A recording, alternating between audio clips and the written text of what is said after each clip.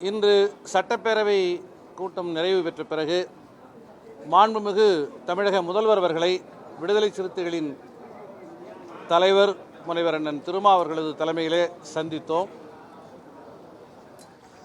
அண்ணல் அம்பேத்கர் பெயரிலே வழங்கப்படுகிற விருது விடுதலை சிறுத்தைகளுடைய பொதுச் செயலாளர் நாடாளுமன்ற உறுப்பினர் தோழர் ரவிக்குமார் அவர்களுக்கு வழங்கப்பட்டது தொடர்பாக நேரடியாக நன்றி தெரிவித்தோம். அதே தருணத்தில் மாஞ்சோலை தேயிலை தோட்ட தொழிலாளர்களுடைய பிரச்சனை குறித்து மாண்புமிகு தமிழக முதல்வரின் கவனத்தை ஈர்த்தோம். நாடு முழுவதிலும் சமத்துவபுரங்கள் மிகச் சிறப்பான முறையிலே பராமரிக்கப்பட்டு வருகின்றன. மறைந்த தலைவர் முத்தமிழறிஞர் கலைஞர் அவர்களின் கனவு திட்டமான சமத்துவபுரம் திட்டத்தை விரிவுபடுத்தி மாஞ்சோலை தேயிலை தோட்ட தொழிலாளர்களுக்கு ஒரு போதுமான சமத்துவபுரம் கட்டித்தர வேண்டும் என்கிற கோரிக்கையை வைத்திருக்கிறோம். கனிவுடன் அதை பரிசீலிப்பதாக மாண்புமிகு தமிழக முதல்வர் அவர்கள் சொல்லியிருக்கிறார். அவர்கள் வாழ்கிற அதே இடத்திலேயே அந்த சமத்துவபுரம் அமைய வேண்டும் என்கிற கோரிக்கையும் அவரிடத்திலே வலியுறுத்தியிருக்கிறோம்.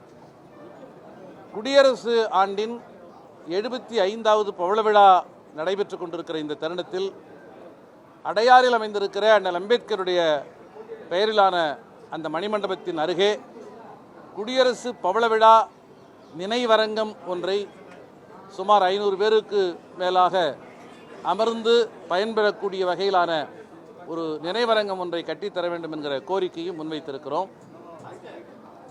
தமிழக அரசு பொறுப்பேற்ற 2021 சற்றேறக்குறைய 20,000க்கும் மேற்பட்ட SC/ST பின்னடைவு காலி பணியிடங்கள் இருந்தது கண்டறியப்பட்டது.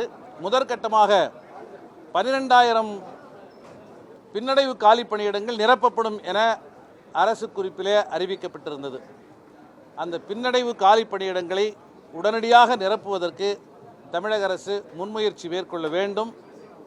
அதைப் போலவே பட்டியல் வகுப்பார் பழங்குடி சமூகத்தினருக்கு இந்தியா முழுவதும் இருக்கிற வகையில் அவர்களது பதவி உயர்வில் இடஒதுக்கீட்டை பாதுகாக்கக்கூடிய வகையில் அரசமைப்பு சாசன பிரிவு 16 உட்பிரிவு 4 கீழ் உரிய அரசியல் சட்டத்தை உருவாக்கி புதிய சட்ட திருத்தத்தை கொண்டு வந்து அவர்களது பதவி உயர்வில் இடஒதுக்கீட்டை பாதுகாக்க வேண்டும் என்கிற கோரிக்கையை முன்வைத்திருக்கிறோம். விளிம்புநிலை மக்களின் வாழ்வாதாரத்தை உயர்த்துவதிலே தமிழக அரசு ஒரு முன்னோடி மாநிலமாக விளங்கி கொண்டிருக்கிறது.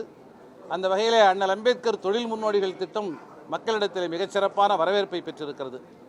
ஆனால் அதற்கு தரப்பட்டிருக்கிற 100 கோடி ரூபாய் ஆண்டொன்றுக்கு என்கிற ஒதுக்கீடு போதவில்லை என்பதும் ஆண்டொன்றுக்கு குறைந்தது 500 கோடி ரூபாயாவது அந்த திட்டத்திற்கு ஒதுக்கீடு செய்வதன் மூலமாகத்தான் நிறைவான பலனை பெற முடியும் என்பதையும் தமிழக அரசுக்கு சுட்டிக்காட்டியிருக்கிறோம்.